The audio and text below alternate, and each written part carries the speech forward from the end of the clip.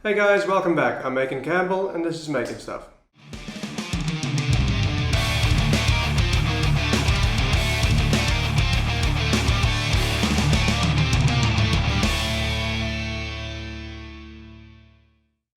Okay, so it's been a while since I've made any progress with the upgrading my workshop series. So today I'm going to carry on with that. Now, unfortunately, I don't have a whole lot of money to spend on upgrades for my workshop. So this week is going to be all about making small upgrades and changes to the workshop while spending as little money as I possibly can and using whatever materials and tools I have lying around. So let me talk you through some of the things that I'd like to change. Okay, so the first thing is going to be this welding table. Now this welding table happens to be the very first thing that I made in this workshop, and it is also the first build video that I made on my channel. And it has most probably been featured in almost every single video that I've made since. Now initially when I made this, I put this table on casters, mainly because I wanted to be able to move it outside, so that if I was going to be doing any messy work that I wouldn't be messing too much inside the workshop. Now being that this table is so heavy, as well as the fact that there is not one level spot outside of my workshop, in the last 3 or 4 years I've probably only moved this table out 3 times, and that has mainly been just to blow some of the dust off of the table. So what I plan to do is to move this table up against this workbench that I made, and at the same time remove the casters so that I can lower the table a little bit, as this table is quite a bit higher than this one. So I'm going to be making a set of new feet that are adjustable so that I can adjust the height of this table to match up with this one. Now perhaps in a later video I might work on some kind of retractable casters for this table so that I can still move it around if I want to. Now obviously this workshop is not only used for making stuff, it is also used for making videos. So when it comes to the general layout of this workshop, I can't only think of the making aspect, I have to think of the video aspect as well. And that means having a layout in which I can get nice angles for shooting video. Now currently with my lathe sitting over here, the only angles I can get are from behind, or I have to mount the camera up in the top here somehow to get any interesting kinds of angles. Now it would be really nice to get an angle from behind the lathe when I'm using it. So for that reason I'm going to be moving these 2 lathe benches to this side, creating kind of an island coming out from the edge of the miter saw station. Now as for the miter saw station, if you can even call it that, most of these cupboards over here, which were given to me for free and were destined for the trash heap, I'll be moving to the other side where the lathes were to try and create some storage there. Now I've already emptied out all of these cupboards when I built my workbench with all the storage in it, in preparation for breaking this down and moving it. As for the miter saw station itself, for now I think it's pretty much just going to stay as is. I don't really want to build a new miter saw station just yet, because I'm not really happy with the miter saw that I have at the moment. This specific saw with the sliding arm uses up a ton of space. I am actually thinking about changing this saw a little bit by taking these arms out and having it fixed until I can get a decent miter saw that doesn't take up this much space. The amount of times that I've used this thing to cut anything wider than 100 millimeters is almost 0. So if I need to cut anything wider than that, I'll just whip out the circular saw and cut it outside. Now something else I would like to address are these cubbies that I built. This is also one of the few things that I've built in this workshop that I didn't have a video for. Mainly because I wanted to get these done as quick as possible, because I really needed some storage space. Now they are very rough looking. I built these out of old cupboards that we broke down inside the house when we replaced those. But as you can see, I didn't make any effort to make them look really pretty. Some of it is MDF, some of it is chipboard. I didn't paint them, I didn't make them look nice. Perhaps that will be something that I will do in this episode. Now after using these for a couple of years, they have been fairly useful, but to be perfectly honest, it has pretty much just turned into a big black hole. I just keep on filling it up with stuff and it takes me forever to find it. The main reason for that, I think, is because I made them extremely deep. So as I start filling these things up, it becomes more and more of a challenge to get to stuff that is packed way at the back. So these are 2 separate 3x3 units. So what I'm planning on doing in this video is taking these down, cutting all of these pieces straight down the center. Once I've cut these in half, I will effectively have 4 3x3 units, which are half as deep as this original one. And by doing that, hopefully I will be doubling the storage potential of these cubbies. I haven't decided yet where I'm going to be mounting them, but I'll get to that once I'm done. So I don't know how much else I'm going to have time for in this episode, but let me get started on this stuff and we'll take it from there.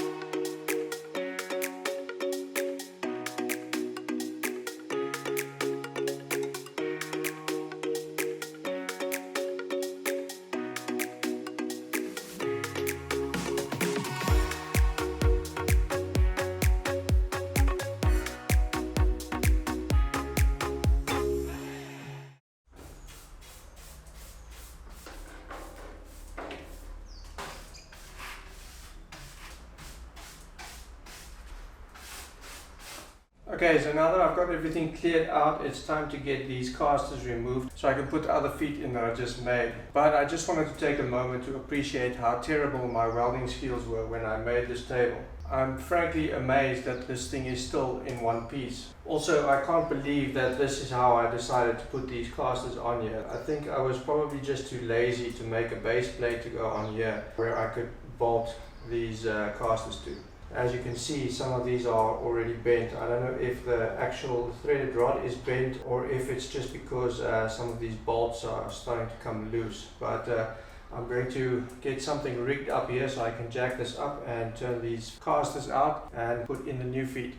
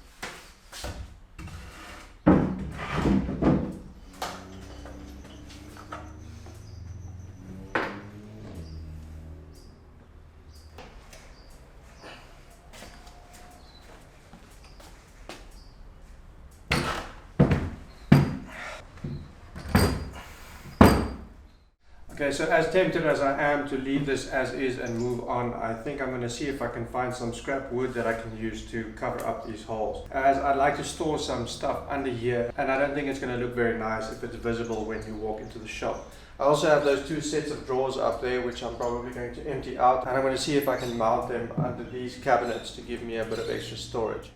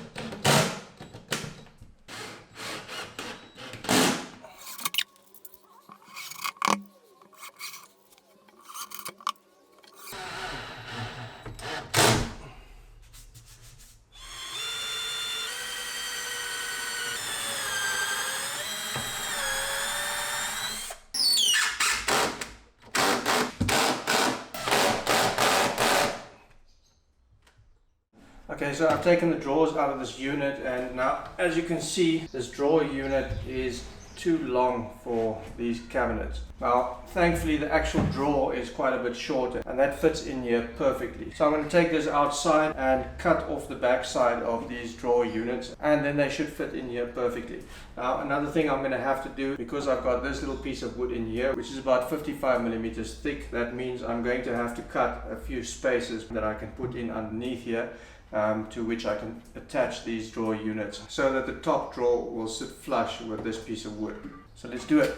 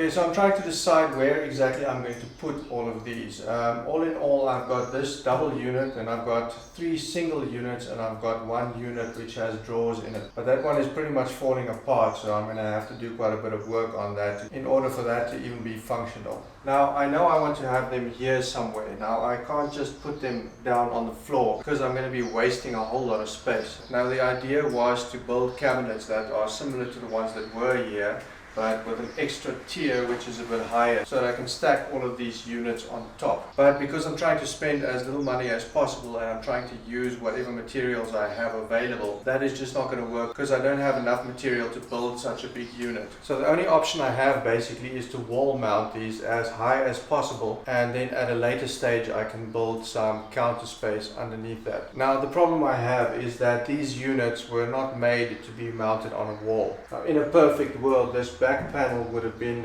just as thick as the rest of these pieces, and it would have been fairly sturdy so that I could drill holes through the back and mount it straight to the wall. Now, the problem is this back panel is probably only about 3 millimeters thick, and it's sitting inside a kind of dado which is cut into all of these pieces. So mounting straight through this is not going to work at all. Also, it doesn't look like any of these pieces are attached with screws. It looks like they're only glued and held together with dowels. So the first thing I'm going to have to do is add in a couple of screws over here just to give it a bit of strength. And then what I'm going to do is cut a couple of strips that can go in the top and the bottom. And as this back panel isn't flush with the back over here, I'm probably going to have to cut a piece out here in order to mount those braces in here. Once I've got them in here, I'll screw them from the top and from the sides, and along with all the extra screws that I'm going to be putting in the top and the bottom, that should make it strong enough for me to run a couple of coach screws and Fisher plugs into the wall.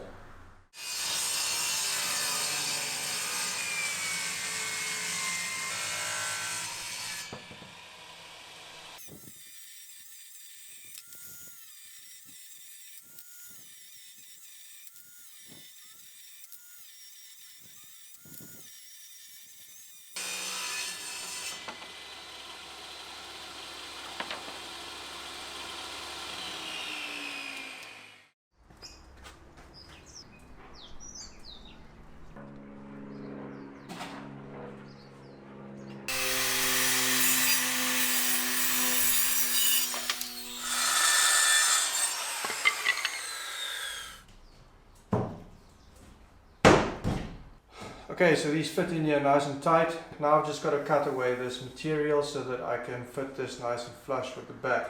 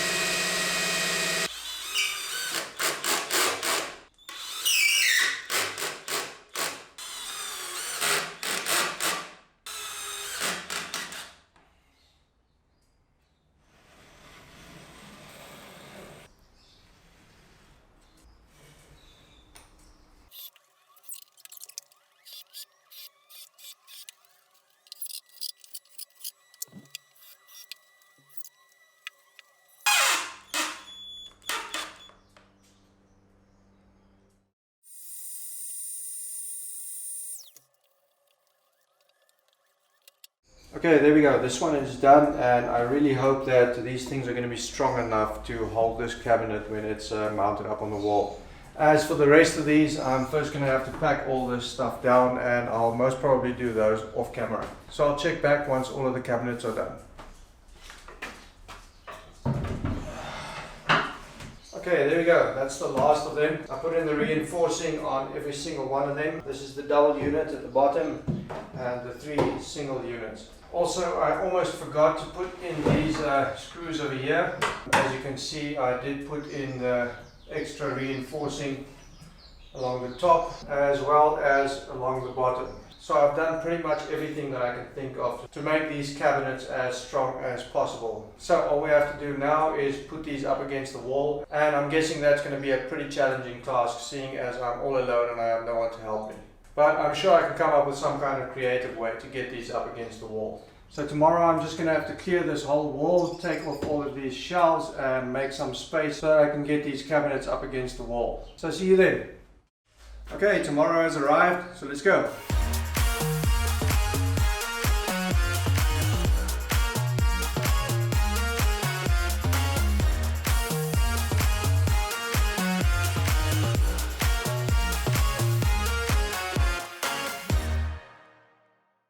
Okay, we got the wall clear. Now it's time to start marking out where I want to put these cabinets up.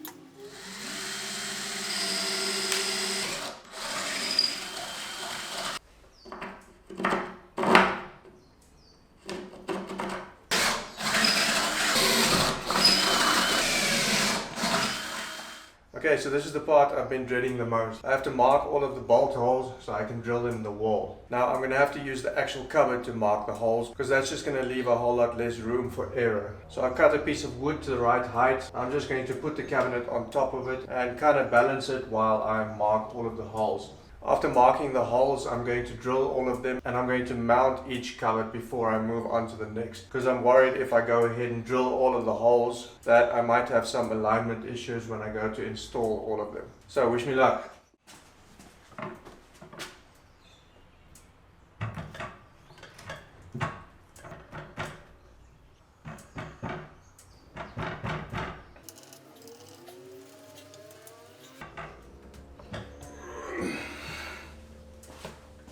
Okay, so when drilling into a concrete wall like this, drill bits have been known to wander, especially if you're using a really big one to start off with. As a lot of times the bricks have got rocks and pebbles inside them, and when you have a really big drill bit and it meets one of those, it is very likely to deflect and you'll end up with a hole which is not exactly where you wanted it to be. So what I'm going to do is I'm going to start out all of the holes with a 6mm, and then I'm going to go to an 8mm, and then I'm going to finish it out with a 12mm, which is the size of the plug that I'm going to put in here.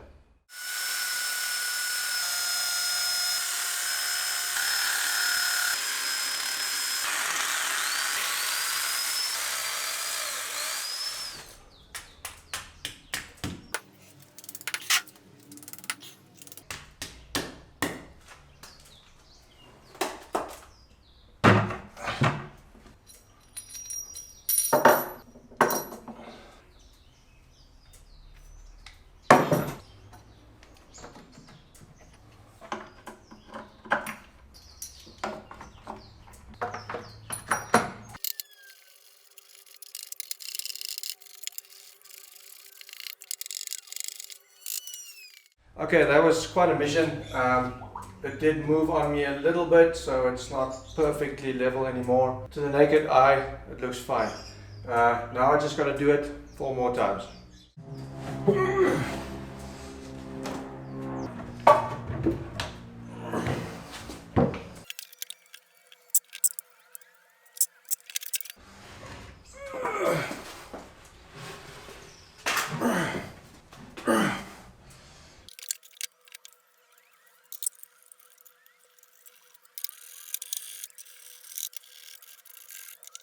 Okay, so I've got 2 more left and I'm going to be doing those off camera. But just before I get into that, there's something interesting that I thought I'd share with you. I noticed this sticker over here just after I put this up, and it looks like the company that made these units was called Modulus. And as you can see here, the delivery date when these were installed, wherever they were installed, is the 9th of April 1984. So these cabinets are basically 3 years younger than I am. So this is probably what passed for fancy kitchen cupboards back in 1984. Anyway, I thought that was pretty interesting and I thought I'd share that with you. So let me get this done.